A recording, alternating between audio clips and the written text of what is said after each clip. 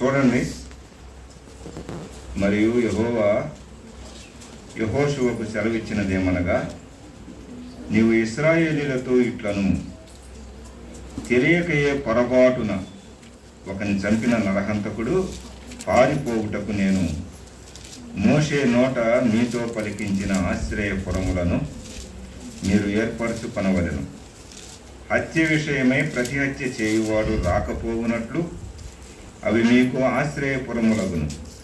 ఒకడు ఆ పురములలో ఒకదానికి పారిపోయి ఆ పురద్వారమునొద్ద నిలిచి ఆ పురము యొక్క పెద్దలు వినునట్లు తన సంగతి చెప్పిన తరువాత వారు పురములోనికి వానిని చేర్చుకొని తమ యొద్ద నివసించుటకు వానికి స్థలమియ్యవలెను.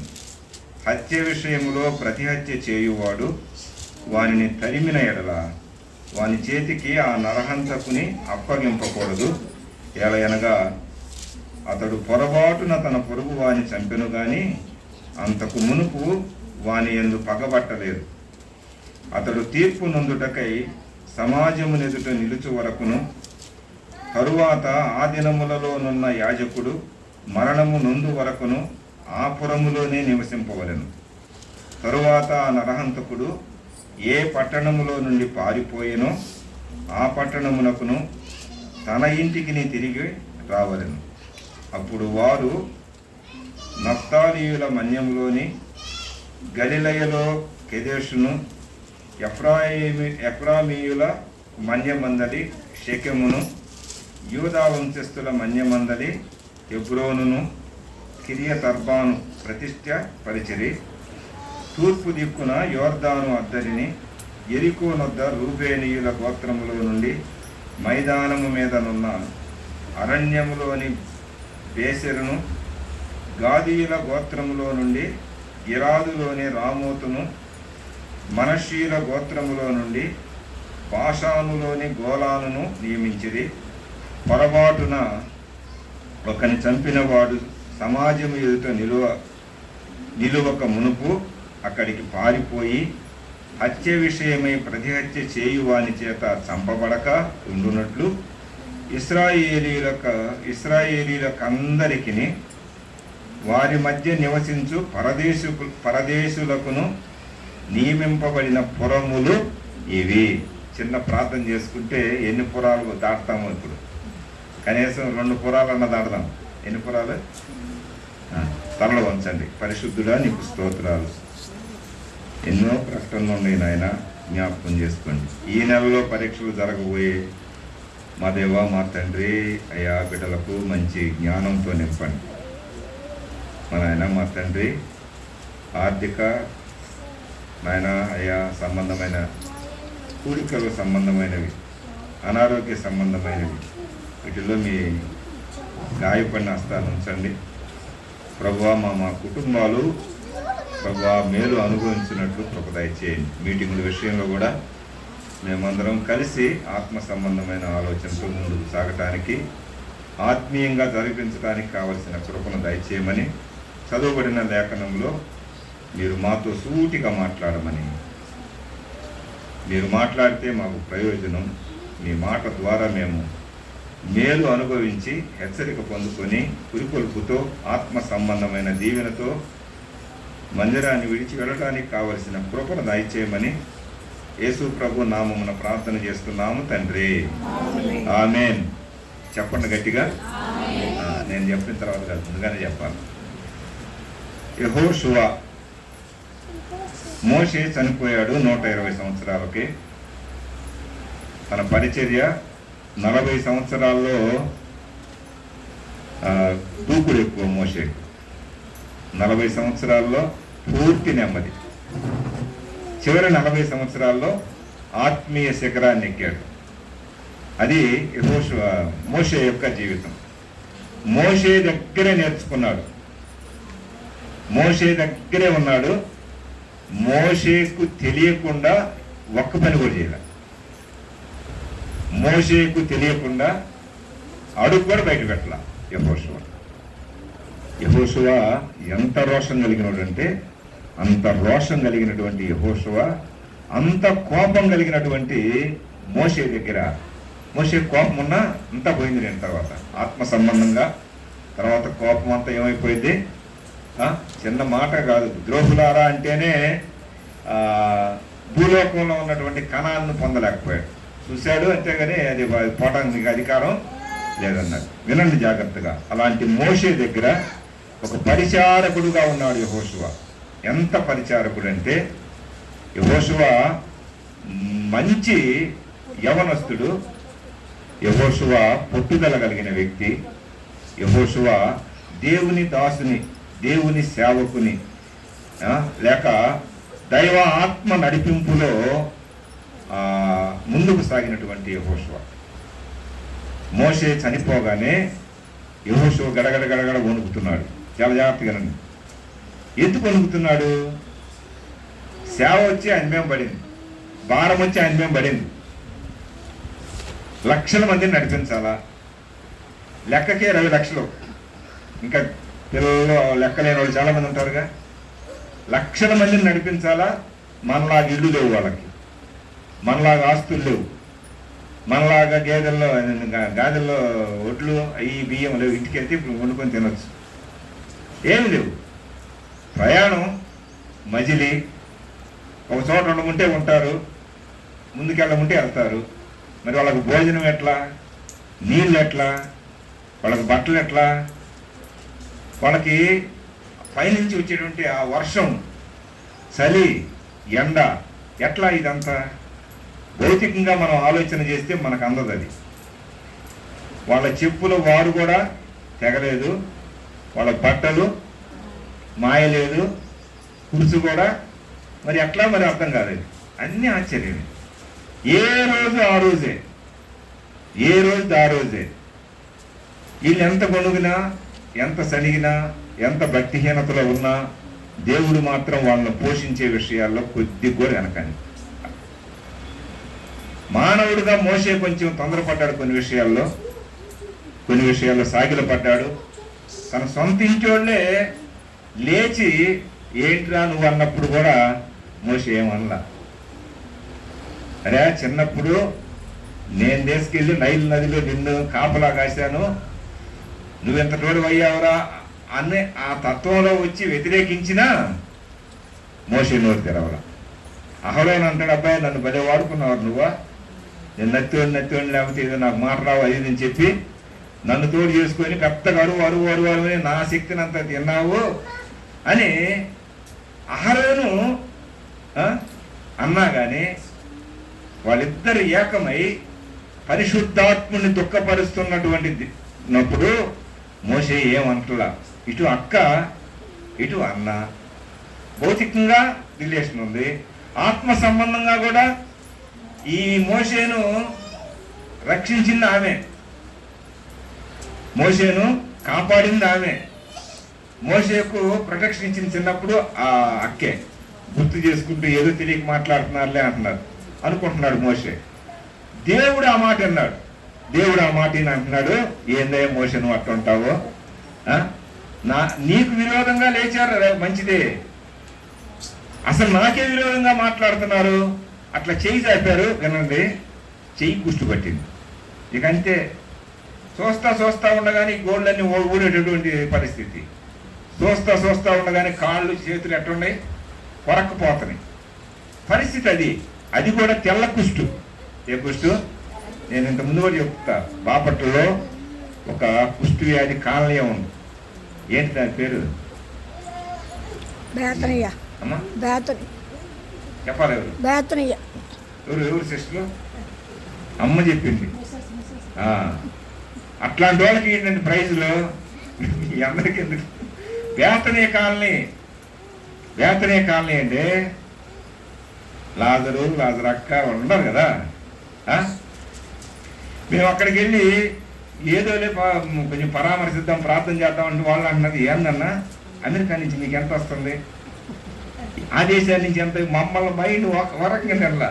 మేము వాళ్ళని ప్రభువులోకి నడిపిద్దామని మేము వెళ్తే ఒక 3 వెళ్ళి ఆ సహోదరులు వెళ్తే వాళ్ళ ఆలోచన ఎట్టుందో తెలుసా? వీళ్ళకి ఏందో ఎక్కడో ఉంది. అప్పుడు అనుకున్నా, కొన్నిసార్లు సహాయం చేయాలనుకున్నా మనం కూడా కుష్ఠోళం అయిపోతాం. అంతేకాదు వెనక్కి తీసిపోతాం. కుష్టి అంటే ఏంది? కొరక తింటుంది కదా, చేయలేము. అయినా కానీ 2-3 సార్లు వెళ్ళాము. వాళ్ళ ఆలోచనలు మామూలుగా ఉండవు. అసలు ఎంత ఆలోచనలు అంటే వాళ్ళ గురించి ప్రార్థన చేయండి.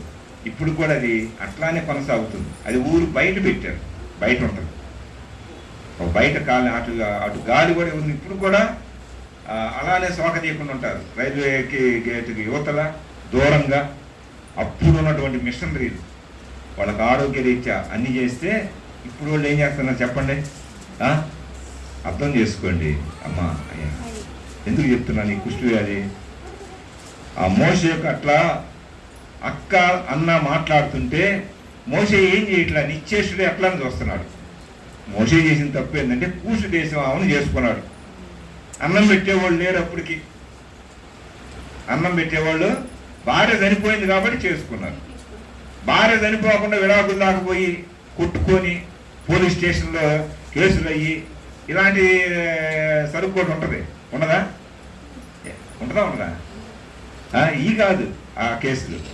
ఆ కేసు ఏంటంటే భార్య చనిపోయింది, దేవుడు అనుమతి ఇచ్చాడు అంతే. అయినా 2వ భార్యను చేసుకోవటం అస్సలు కొత్త నిబంధన ప్రకారం తగనే తగ. అయితే వినండి, అప్పుడు దేవుడు చూసి అంటున్నాడు, వాళ్ళకి ఆ వ్యాధి కలుగ్గా వాళ్ళు అట్లానే చూసి మోసే వైపు చూస్తున్నారు. ఇంకెవరు ఇప్పుడు? మోసే తప్పితే వాళ్ళని కాపాడేవాడు లేదు. అలానే చూస్తున్నప్పుడు మోసే వాళ్ళ గురించి సాగిలిపడి అయ్యా అన్నప్పుడు ఇవన్నీ యెహోషువ ప్రక్కనే ఉండి చూశాడు. యెహోషువ ప్రక్కనే ఉన్నాడండి, ఎక్కడికి పోలా. ఇదంతా జరిగేవన్నీ కూడా ఎవరు చూశారు? యెహోషువ. చిన్నోడే. పెద్దవాళ్ళు ఇట్లా చేస్తున్నప్పుడు యెహోషువ చూశాడు. యెహోషువ కూడా కన్నీరు విడిచాడు కొన్నిసార్లు. ఏంది? మా నాయకుడు, మమ్మల్ని నడిపించేటువంటి దైవజనుడు, సొంత ఇంట్లో వాళ్ళే ఏమయ్యారు? వ్యతిరేకంగా మాట్లాడుతున్నారు. ప్రజలే ఉన్న ఇక్కడ వాళ్ళు దుమ్మెత్తుతారులేండి. ఆడకే ఈ నీళ్లు చేదంటారు, ఆహారం బాగలేదంటారు, అంటే ఇది అది మొత్తం ఉన్నాయి. అసలు నేను ధ్యానం చేసిన అంశం ఏంటంటే ఈరోజు బట్టలు ఉతుక్కున్నారా లేదా అనేది ఆలోచన.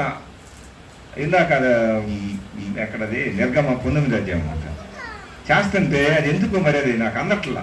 బట్టలు ఉతుక్కోవటం ముచ్చటించడం ఇంతకుముందు చెప్పుకున్నాం. మీరు బట్టలు ఉతుక్కున్నారో లేదు, బట్టలు ఉతుక్కోకుండా ఆరాధన చేయకూడదని నా అంశం నాకు. కానీ దాన్ని ప్రభు ఏం చేశాడు? పక్కకు తొలగించి ఈ అంశం చూడండి.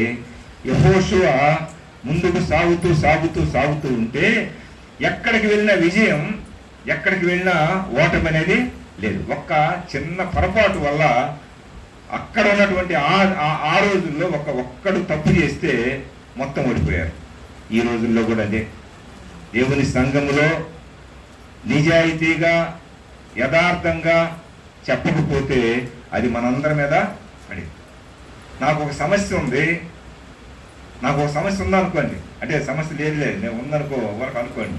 ఆ సమస్యను సమస్యగా ఖచ్చితంగా అదే చెప్పాలి. దాన్ని అటు ఇటు తిప్పి ఏదో మనుషుల్ని మెప్పించడం చెప్పడం కాదు. మన సమస్య ప్రజలకు చెప్పినా ప్రభువు చెప్పినా ఒకే విధంగా ఉండాలి. అప్పుడే మేలు. ఆయన ఓడిపోతాడు, పౌరుషం తెచ్చుకుంటాడు, కన్నీరు విడుస్తాడు, అతన్ని చంపేస్తాడు. ఆ దినాల్లో జరిగేటి పరిస్థితులు ఏంటంటే ఆరాధనకు ఆ బలి అర్పించేదానికి బాగుపడి చంపేసేవాళ్ళు అంటే 21 సంవత్సరాలు నిండినటువంటి పురుషులు కానీ స్త్రీలు కానీ, ముఖ్యంగా పురుషులు ఆరాధనకి వెళ్ళకపోతే వాళ్ళు ఏం చేసేవాళ్ళు? రాళ్లతో కొట్టి చంపేవాళ్ళు. ఉన్నాయి ఆధారాలు. ఇవన్నీ ముందుకు వెళతా ఉంటే వాళ్ళకంత విజయాలు వచ్చినాయి. 12 గోత్రాల ఇశ్రాయేలు ప్రజలకు ఈ గోత్రాలకే ఏమైంది? పొసగని పరిస్థితి ఏర్పడింది. అందుకని 3 వైపులా కొన్ని గోత్రాలు, అదే 4 దిక్కుల్లో ఒక్కొక్క వైపు 3 గోత్రాలను పెట్టి మీ గోత్రాలు ఇక్కడే ఉండాలా, వాళ్ళు నడిపించేటువంటి వాళ్ళు ఎట్లా ఉండాలా అని పెడితే వాళ్ళల్లో కూడా పొరపాటు చేసేవాళ్ళు ఉండాలి. వాళ్ళల్లో కూడా ఇప్పుడు మందిరానికి వస్తున్నాం, మనలో పొరపాట్లు లేవంటారా? ఒప్పుకో మనం కదా, ఉంటాయే ఉండవా? ఉన్నాయి కాబట్టి క్షమించమంటున్నాం, లేకపోతే నా అంత వీరుడు లేడు, నా అంత. వినండి, మోషే ఆ పరిచారకుడైనటువంటి యెహోషువకు ఈ లక్షల మందిని అప్పగిస్తే, ఆ అప్పగించిన వాళ్ళలో మోషే ఆ రోజుల్లోనే 10 మందికి 100 మందికి అట్లా 50 మందికి ఏం చెప్పాడు? వాళ్ళ మాటిని కొంచెం మేలు పొందాడు. ఉదయం నుంచి సాయంత్రం ఇట్లా నిలబడాలా, అన్ని తీర్పులు, వీళ్ళు కొట్టుకున్నారని వాళ్ళు చంపుకున్నారని అక్కడ ఇదని వీళ్ళలోనే మామ చూసి మామ మండింది. ఏదిరా మోషే, నువ్వు ఇక్కడ ఇట్లా ఉంటే నీ బిడ్డల్ని ఏం చేస్తావు, నా కూతుర్ని ఏం చేస్తావు అని. ఇట్లా కాదప్పా, నువ్వు కొంచెం నా మాటను, ఏదైనా ముఖ్యమైన తీర్పు కానీ ముఖ్యమైన సమస్య ఉంటే నువ్వు తీర్చు, కానీ మిగతా అన్ని వాళ్ళ మీద నియమించకుంటే మోషే అది కూడా దేవుడిని అడిగి నియమించాడు. అయితే వినండి, యెహోషువకు సెలవిచ్చినది ఏమనగా అంటున్నాడు. ఇవన్నీ చూసినటువంటి యెహోషువ ముందుకు నడిపిస్తా ఉంటే అన్ని విజయాలు వచ్చేసింది. ఇంకొచ్చేసింది, ఇక వీళ్ళకి శత్రువులు అనేవాళ్ళు ఎవరు లేరు. వస్తే అప్పుడు యెహోవా మాట్లాడుతున్నాడు, చూడండి మాట్లాడుతున్నాడు. యెహోవా సెలవిచ్చినది ఏమనగా, నీవు ఇశ్రాయేలీలతో ఇట్లనుము, తెలియకయే పొరపాటున ఒకని చంపిన నరహంతకుడు. ఇక్కడ గుర్తుపెట్టుకోండి అమ్మా, నరహంతకులు ఎవరు చెప్పండి? నరహంతకులు అంటే, నరులంటే మనిషి చంపటం నరహత్య. మనవాళ్ళు ఏమంటారు? ఎవరన్నా ఉరి వేసుకొని సరిపోతారు. మనవాళ్ళు అంటే మనవాళ్ళు అట్లా, మళ్ళీ మనవాళ్ళు అంటే మమ్మల్ని అన్నాం అనుకో, వాళ్ళకై వాళ్ళు ఉరేసుకొని చనిపోతే ఏమంటారు చెప్పండమ్మా? ఆత్మకు అసలు హత్య ఉందా? అసలు ఆత్మకు హత్య ఉంటే అసలు ఆత్మ అది, దానికి చావు లేదు. ఆత్మకు చావు ఉంటే మనం ఎప్పుడు తెచ్చేవాళ్ళం, చనిపోయినా కానీ అది మనకు చావు ఉంది. కానీ దేవుడిచ్చినటువంటి ఆత్మ అది నిత్యము వెలుగుచుండే దీపం, దానికి చావు లేదు. ప్రభువుని నమ్ముకుంటే పరలోకం వెళుతుంది, ప్రభువుని నమ్ముకోకపోతే పాతాళంలో యుగాలు ఉంటుంది. ఆ ఆత్మ దేహాన్ని ధరించింది, ఆ ఆత్మ దేహాన్ని విడిచి ఉంటుంది. ఆత్మ అది మహిమ దేహాన్ని ధరించింది, ఆత్మ మహిమ దేహాన్ని విడిచి కూడా ఉంటుంది. ఆత్మకు చావు లేదు. అందుకే వాళ్ళు అన్నట్టు, ఈ పేపర్లో చూసినట్టు ఆత్మహత్య అనేది అనబాకండి. ఆత్మహత్య మన బోధకులు కూడా అట్లా చెప్పేస్తూ ఉంటారు కదా, చెప్తారు. అది అంటే జనరల్గా వచ్చేటువంటి పదం హత్య. నాకై నేను చంపుకున్నాను అనుకోండి, దాన్ని ఏమంటారు? స్వహత్య. నాకు నేను ఇస్కరియోతు కదా, అదే కదా. అక్కడ ఏమైనా ఆత్మహత్య అని రాయబడిందండి? రాయబడింది ఆత్మహత్య అని. అసలు ఆత్మకు హత్య లేదు. ఆత్మ దేవుడు ఆయన పెట్టినటువంటి దీపం, ఆ దీపమే ఆరిపోతే ఇంక ప్రయోజనం ఏముంది? వినండి,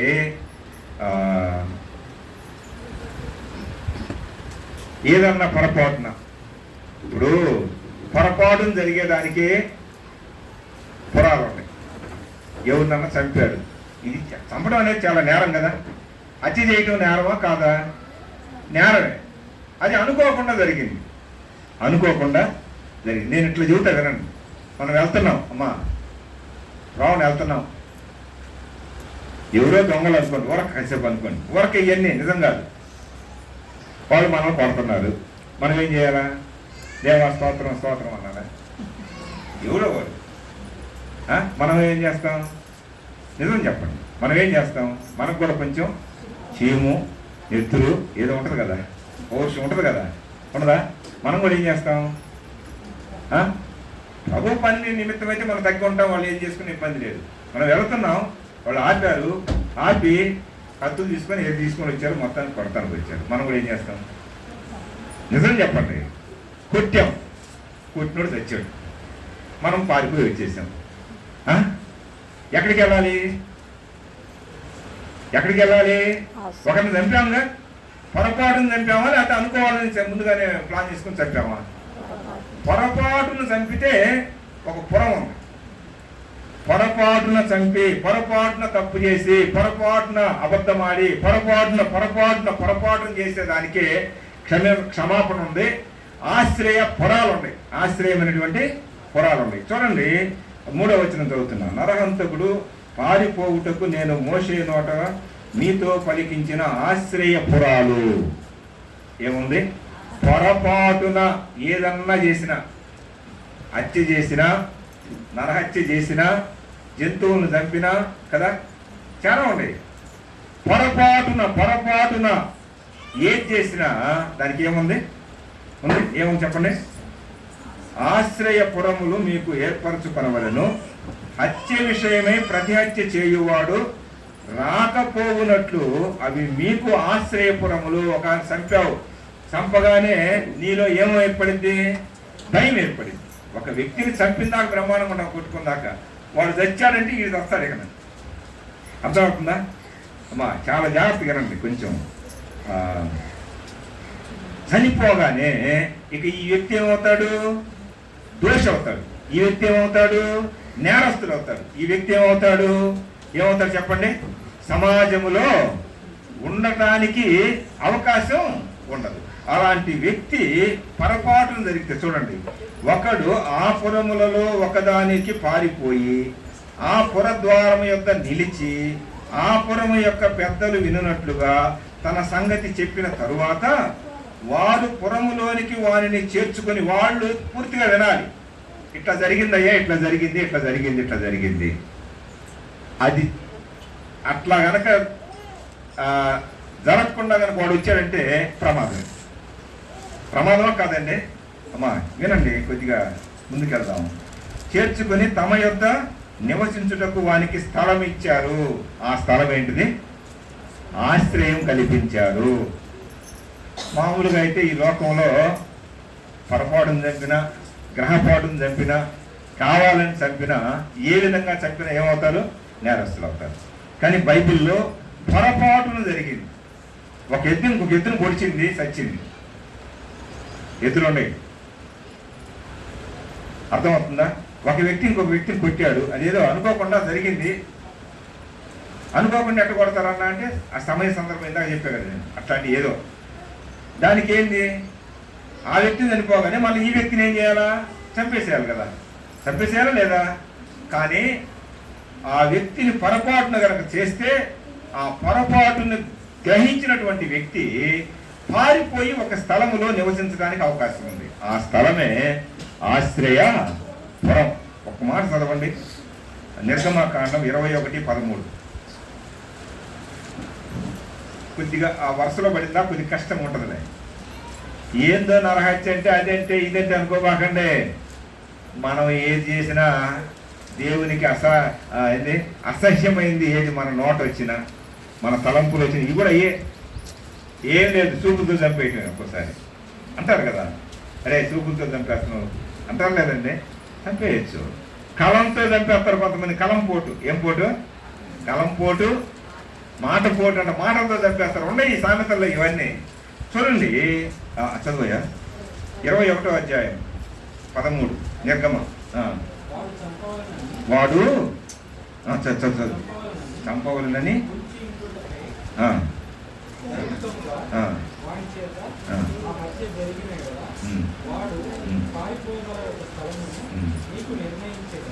మళ్ళీ చదువుయా,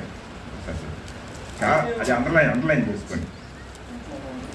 అయితే వాడు ఉండక, అది ఆ మాట కోసం అతడు చూడండి 21:13 అని చెప్పింది. అదే నేను చదువుతున్నా చూడండి, 12 కూడా చదువుతున్నా అవసరం కోసం. నరుని చావగొట్టిన వానికి నిశ్చయముగా మరణశిక్ష విధింపవలెను, ఇది చట్టం. అయితే వాడు చంపవలనని పొంచి ఉండకయే దైవికముగా వాని చేత ఆ హత్య జరిగిన ఎడల, అది ఎట్లా జరిగిందంట దీనిలో చూడండి. మళ్ళీ అక్కడ దైవికముగా వాని చేత ఆ హత్య జరిగిన ఎడల వాడు పారిపోగల ఒక స్థలమును నీకు నిర్ణయించదను. ఏంటిది ఆ స్థలం? అది దైవికంగా జరిగింది.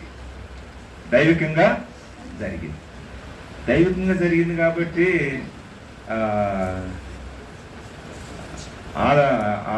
ఆది మానవుడైనటువంటి ఇద్దరు పిల్లలు ఉంటారు కదా, ఎవరు వాళ్ళు?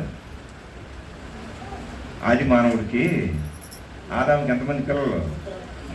ముందిద్దరే కదా. వాళ్ళిద్దరిలో అది కూడా దైవికంగా జరిగిందా? ఇప్పుడు పెద్దోడు చిన్నోడు చంపాడా లేదా? మనం ఏమనుకుంటాం, ఇది కూడా దైవికంగా జరిగిందిలే అనుకుంటాం. కానీ దైవికంగా జరగకపోయినా దేవుని యొక్క ఉద్దేశం చాలా ఉంది అక్కడ, చాలా ఉంది. ఆయన పేరేంటి? హేబేలు కదా. హేబేలు చంపబడకపోతే హనోకు ఎవరో తెలియదు మనకు సరిగా. హేబేలు రక్తం మొర పెడితే కదండి, హేబేలు రక్తం, ఆ రక్తం అది ఏ రక్తం అని రాయబడింది? హేబేలు రక్తం ఏ రక్తం అని రాయబడింది?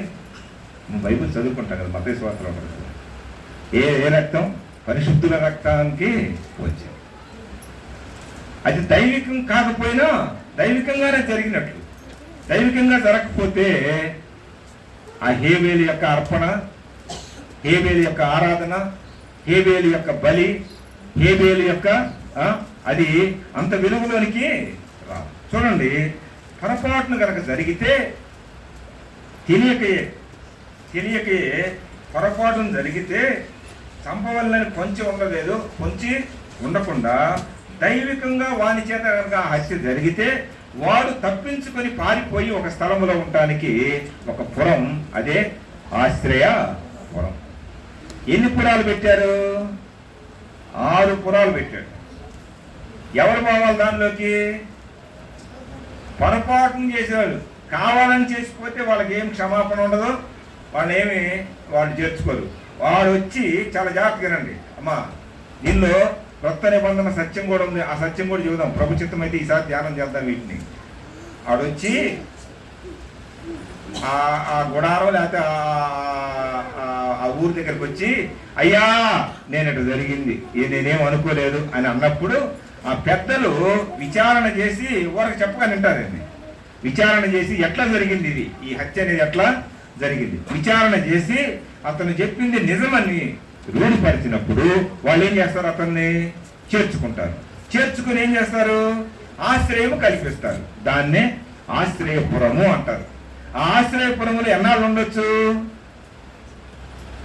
ఏ ఊరోడైనా ఉండొచ్చు, ఎక్కడోడైనా ఉండొచ్చు. ఎన్నాళ్ళు ఉండొచ్చు? ఎన్నాళ్ళైనా ఉండొచ్చు. ఎందుకంటే ఆ హత్య మాసిపోయేంత వరకు కూడా ఉండొచ్చు. తను నెమ్మది పొందిన తర్వాత వెళ్ళొచ్చు. అయితే వినండి, ఈ 4 వైపులా 4 మూళ్ళు 12 ఇశ్రాయేలీల ఏంటి గోత్రాలను పెట్టి 3 గోత్రాలను పోయి పెట్టాడు. కానీ 2 గోత్రాలకి ఒక ఆశ్రయపురం. 12లో ఒక్కొక్క 2 గోత్రాలు వచ్చి ఒక ఆశ్రయపురానికి వెళ్ళొచ్చు, ఇంకొక 2 గోత్రాలు వచ్చి ఇంకొక ఆశ్రయపురానికి వెళ్ళొచ్చు. అది కూడా ఎందుకు చీల్చాడంటే, యోర్దాను నదికి యువతల 3 ఆశ్రయపురాలు, యోర్దాను నది అవతల 3 ఆశ్రయపురాలు. యోర్దాను నది అంటే ఏంటి? అది మరణానికి సంబంధించింది. మరణ నది అంటారు దాన్ని. యోర్దానులో మునిగి బయటకు రావడం, యోర్దానులో మునిగి బయటకు రాకుండా ఇక్కడే మేము యుద్ధం చేయలేము, ఇదంటే మీరు ఆగంటారా బాబు, మేము యుద్ధం చేస్తాం, మీరు యుద్ధం చేసినా చేయకపోయినా. ఇప్పుడు 12 గోత్రాల్లో యుద్ధ శూరులు లేరు. 12 గోత్రాల్లో పౌరుషం కలిగిన వాళ్ళు అందరు కాదు. యుద్ధం చేసిన వాళ్ళు కొంతమంది కమ్మగా పేరు చెప్పుకొని బతికిన వాళ్ళు. వాళ్ళకు కూడా కొన్ని పురాలు వచ్చినాయి. ఆ పురాల్లో పొరపాటున వాళ్ళు ఏదన్నా నేరం చేస్తే, ఏదైనా హత్య చేస్తే వాళ్ళు పోవటానికి 6 పురాలు, ఆ పేర్లు చెప్పుకొని ఒక పురం గురించి ప్రార్థన చదువుకొని వెళ్తాం. చూడండి, మొదటి పురం 7వ వచనం అందరూ చూడాలి. మొదటి పురం చూడండి. అప్పుడు వారు నఫ్తాలీయుల మన్యములోని గలిలయలో, ఎక్కడ మొట్టమొదటిది? గలిలయలో కేదేషును చెప్పండి అందరూ. ఏ గోత్రంలో ఇది ఉంది కదండి? నఫ్తాలీయులు. ఏ గోత్రం? నఫ్తాలీయుల గోత్రంలో కేదేశు. ఏంటిది కేదేశు? ఇక రండి. ఏందో కాదు, ఏందేందో అనుకోబాకండి. అది పరిశుద్ధమైన స్థలం. కేదేశు అంటే దేవుని సంఘం. నేడు దేవుడు నివసించే, దేవుడు ఉండేది, దేవుడు తన స్వరక్తం ఇచ్చి సంపాదించింది. ఆ దినాల్లో ఒక పురంగా పెట్టారు. ఇదేంటి చెప్పండి? దేవుని చెప్పాలి అందరూ, పరిశుద్ధమైన స్థలం. ఇక్కడికి ఎవరైనా రావచ్చా లేదా? మనందరం కూడా హత్య చేసిన వాళ్ళమే. ఏదో ఒకటి పుట్టగానే మనం పరిశుద్ధులుగా పుట్టేటికి వచ్చామా? ఏదో ఒకటి చేశాం. ఎక్కడికి వెళ్ళాలా? మనకు ఆశ్రయం ఏంది? ఆశ్రయపురం ఏంది? తెలియక 24 సంవత్సరాలు నేను ప్రభుని ఎరగల. ఇప్పుడు తెలిసిన తర్వాత 26 సంవత్సరాల నుంచి ఎదిగా. 24 సంవత్సరాల క్రితం నేను ఎట్లుండేవాడిని? అంటే 26 సంవత్సరాల క్రితం నాకు ఆశ్రయపురం ఏది లేదు. ఎందుకు? ఆశ్రయించేవాడు లేడు, ఆశ్రయపురాన్ని ఇచ్చేవాడు లేడు. ఏంటిది ఆశ్రయపురము? దేవుని సంఘం, పరిశుద్ధమైన స్థలం, కేదేశు. అమ్మా, ఈ 6 మీకు ఖచ్చితంగా ప్రభుత్వమైతే 6 ఆదివారాలైనా చెప్తా. కేదేశు అందరూ చెప్పండి. కేదేశు. ఎవరు? ఏంటిది కేదేశు? ఏంటిది కేదేశు అంటే? పరిశుద్ధ స్థలం, మన ఆశ్రయపురమైన పరిశుద్ధ స్థలం. మనం ఎక్కడికి వచ్చి ఆరాధన చేస్తున్నాం? పరిశుద్ధ స్థలం. ఎక్కడది? దేవుని మందిరం. అదేంటిది? దేవుడు తన స్వరక్తం ఇచ్చి సంపాదించిన సంఘం. అదే మనం పరిశుద్ధంగా ఉండాలా. ఆయన పరిశుద్ధులు కనుక మనం కూడా ఎట్లా ఉండాలా? పరిశుద్ధంగా ఉండాలా. పరిశుద్ధత లేకుండా ఆయనకి ఇష్టడై ఉండడం అసాధ్యం, ఆయన చూడటం కూడా అసాధ్యం. హెబ్రీ గ్రంథకర్త 13వ అధ్యాయంలో అది రాస్తాడు. పరిశుద్ధత 12వ అధ్యాయం 11 కదా విశ్వాసుల వీరుల పట్టిక. 11, 12 11 దానిలో రాస్తాడు. విశ్వాసం. మనమంతా ఎవరుమే? విశ్వాసులం. అలానే కాదు పరిశుద్ధులం. అలానే కాదు, ఇప్పుడు చెప్పండి, రాజులం, యాజకులం, సొత్తైన ప్రజలం, పరిశుద్ధులం. ఆయన సొత్తైన ప్రజలం. ఆయనకి ఆయన కుమారులు, ఆయన కూతుళ్ళు. ఇప్పుడు ఎక్కడ ఉన్నాం మనం? ఒకప్పుడు ఏం చేసిన వాళ్ళే చెప్పండి? ఒకప్పుడు ఏం చేసాం? హత్య. పాపమాన బాకండి. ఇంకా మళ్ళీ ఇక్కడ చెప్పాలి మనకి. ఇక్కడ ఏంది? హత్య చేసి వచ్చిన వాళ్ళకి ఏంటిది? ఏముంది? చూడండి, ఒక మాట చదువుకుందాం. ప్రకటన కీర్తనల గ్రంథం 12:6. నేను ఒక్కదాని గురించి చెప్పి నేను ముగిస్తాను. అమ్మా చెప్పండి. ఈ 12 కూడా మనకు ఆశ్రయపురాలే. 12 రకాలుగా మనం ఇక్కడ ఆనందపడతాం. ఎట్లా పడతాం చూడండి. 12వ అధ్యాయం 6వ చరణం చదువుతారా? యెహోవా మాటలు పవిత్రమైనవి, అవి మట్టి మూస 7 మార్లు.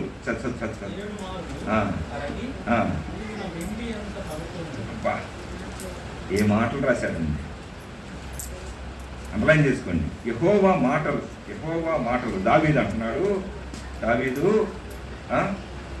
దావీదు ఆ కీర్తన రాస్తూ పాట పాడుతూ 6వ చరణంలో అంటాడు, యెహోవా మాటలు పవిత్రమైనవి. పరిశుద్ధ స్థలంలో ఏముండాలా? అక్కడే ఉందిగా పరిశుద్ధమైన మాటలు.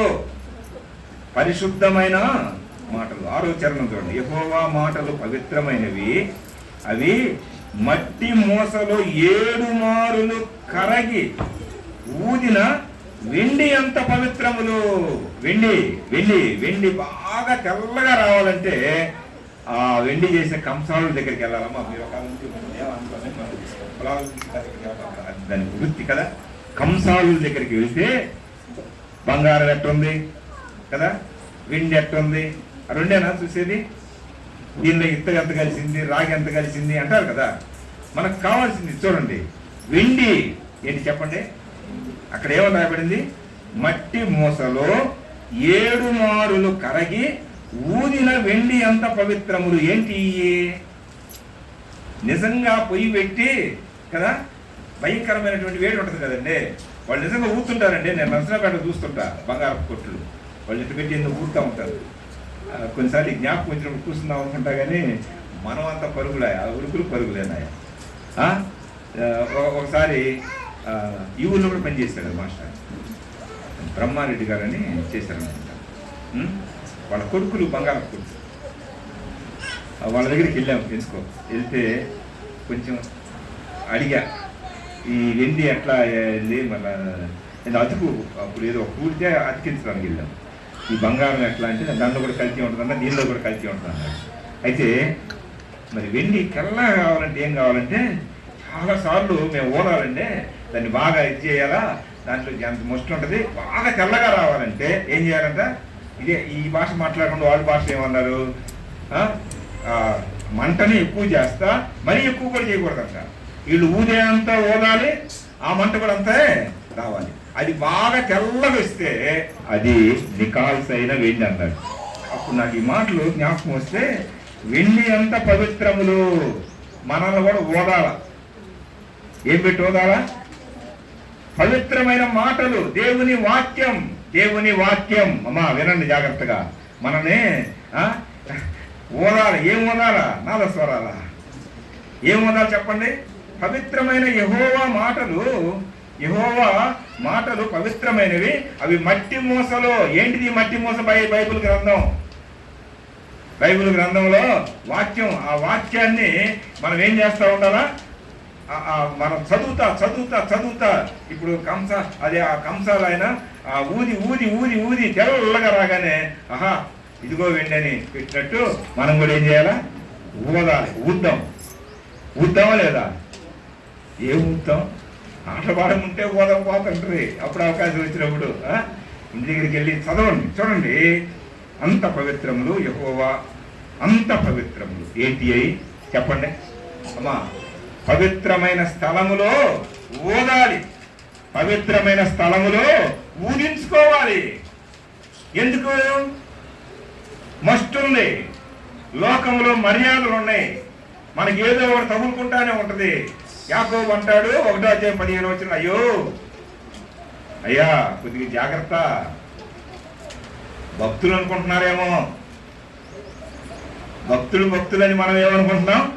మనం మామూలు విశ్వాసులు అని చెప్పం, మేము భక్తులు అంటారు. వాళ్ళు కూడా మనల్ని అదే అనుకుంటారు.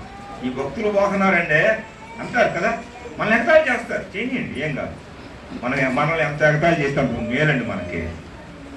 వాళ్ళు అంటారు. మనం కూడా కొన్నిసార్లు మేము భక్తులం కావాలా? భక్తులు, భక్తి భక్తి భక్తి అంటే అక్కడ నిర్వచనం ఒకటి చెప్పాడు.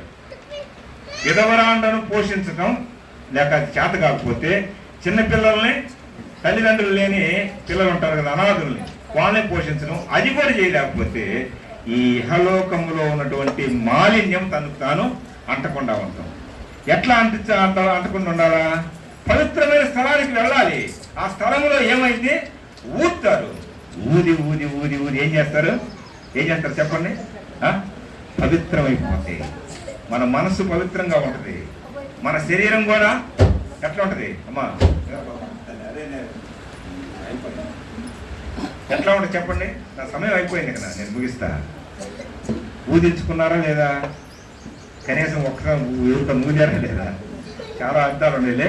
ఒక మాట చదువుకొని 2వ తిమోతి పత్రిక 2 వచనాలు ఇంకా చదువుకొని ప్రార్థన చేసుకున్నాం.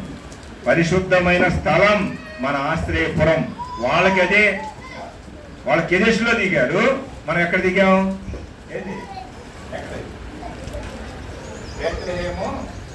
బేత్లెహేములో దిగాం. ఎక్కడ దిగాం చెప్పండి? బేత్లెహేం అంటే అక్కడ పోయామని కాదు, ఈ పేరు వరకే. ఇది దేవుని పరిశుద్ధమైన స్థలములో ఊదించుకుంటున్నాం.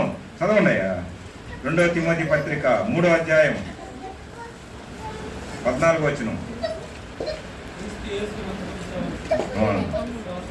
విశ్వాసము ద్వారా కలిగించుటకు శక్తి గల. అదేండి శక్తి ఉండాలా? లేఖనం మాట్లాడుతూ ఉంటే బాల్యము నుండి ఎరుగుదు కదా అని అక్కడ. వినండి. లేఖనాల్లో ఏముండాలా? ఆ ఊది ఆయనలో ఏముండాలా శక్తి లేదులే 2 సార్లు ఊది అక్కడ పెడితే నల్లగా వచ్చింది. అక్కడ తెల్లగానే ఉండదు, కానీ ఇటు రాగానే ఏమైతుంది, నలుపు వచ్చింది. వాళ్ళు ఎన్నిసార్లు ఉండాలా? మట్టి మోసలో 7 సార్లు ఊస్తే, అంటే 7 సార్లు అంటే అది బాగా శుభ్రం చేసినట్టు శుభ్రం అవుతారు. అలాగా 2 సార్లు ఊస్తే, 5 సార్లు ఊది, 6 సార్లు ఊది అలా సరిపోయి బొమ్మ అనుకుంటే మళ్ళీ మచ్చే ఉంటుంది. ఎట్లా ఊదాలా? ఏమని ఊదాలా? తిమోతి సత్యవాక్యం, జ్ఞానం కలిగిన మాటలు, అపవిత్రమైనంతా పోగొట్టుకోవటానికి నువ్వేం చేయాలా? ఏం చేయాలన్నారు అసలు ఆ మాట ఇంకోసారి చదువు. అమ్మా చదువుతున్నారు. క్రీస్తు యేసునందుంచవలసిన విశ్వాసము ద్వారా రక్షణార్థమైన జ్ఞానం నీకు కలిగించుటకు శక్తి. అమ్మా మాటలు పట్టుకోండి. శక్తి బలహీనుడుగా ఉన్న మనకి ఎక్కడ శక్తి వచ్చింది చెప్పండి? నువ్వు బలహీనుడు, నువ్వు రోగిష్ఠుడు, నువ్వు అట్లా ఇట్లా అంటే వాడు అట్లా అయిపోతాడు. ఉంది కదా బైబుల్లో. ఒకసారి చెప్పడం కూడా చెప్పా, బలహీనుడు వాడు నేను బలవంతుడు అనుకుంటే యుద్ధంలో కలుస్తాడు. నాకేం బలం లేదు, నాకేం రాదండి, చదువు రాదు, వచ్చు అంతే. వచ్చు అని చెప్పి దేవా నీకంటే నాకు వచ్చు అంటే అట్లా మళ్ళీ అట్లా అనుభవం. వినండి ఇంకొక మాట చదువుకొని ముగించుకున్నాం. మొదటి దినవృత్తాంతాల గ్రంథం 6వ అధ్యాయం, ఒకే ఒక మాట. ఇక మొదటి దినవృత్తాంతాల గ్రంథం 6వ అధ్యాయం 76వ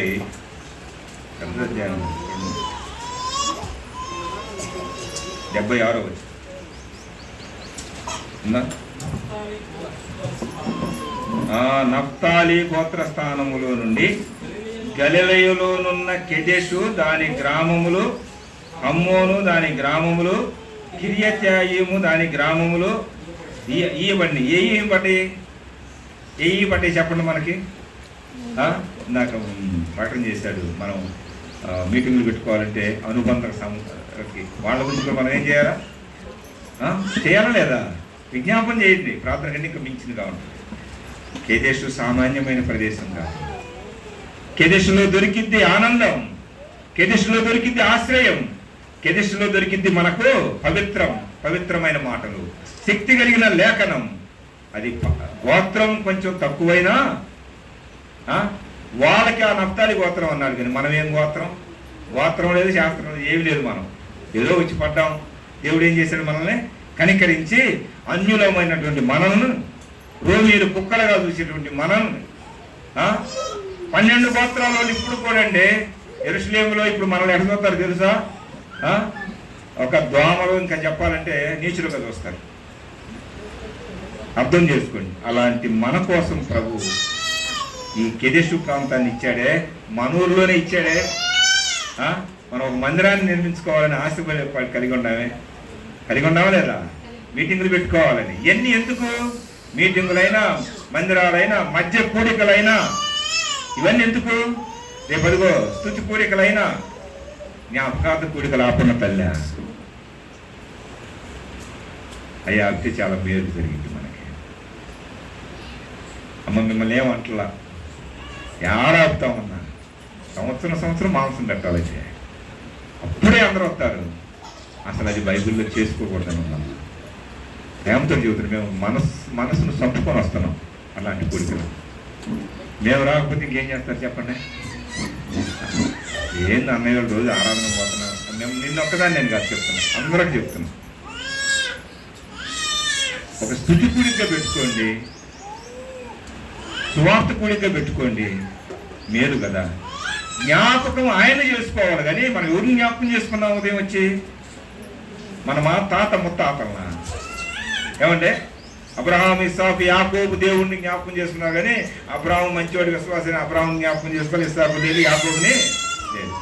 కెదెషులో జరగాల్సింది కెదెషులో జరగాలి. కెదెషు ఏం చెప్తారు? కెదెషు అంటే పరిశుద్ధమైన స్థలం, పరిశుద్ధమైన సంఘం, అమూల్యమైన సంఘం, అమూల్యమైన విశ్వాసం, అమూల్యమైన దేవుడు మనకు దొరికాడు. తల్ల వంచండి అమ్మా. ఇంకా అక్కడ ఖచ్చితంగా